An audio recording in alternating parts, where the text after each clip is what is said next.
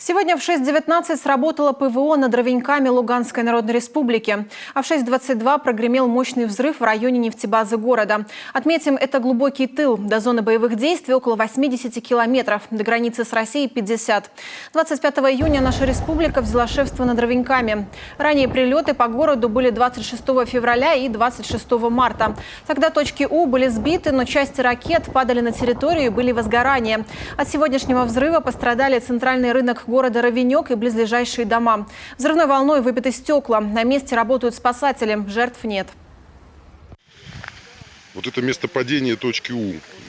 В этом домике жил дедушка. У него вчера был день рождения, но он немного выпил и опоздал на работу.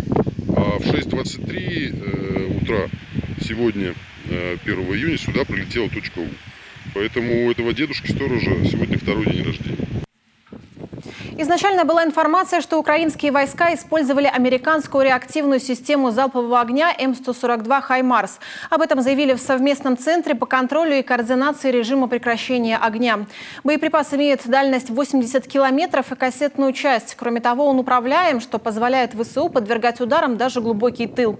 Реактивная система вошла в 11-й пакет военной помощи Киеву со стороны Вашингтона. Однако позже официальный представитель народной милиции ЛНР Андрей Марочко опроверг эту информацию и заявил, что удары были нанесены все же тактическим ракетным комплексом «У».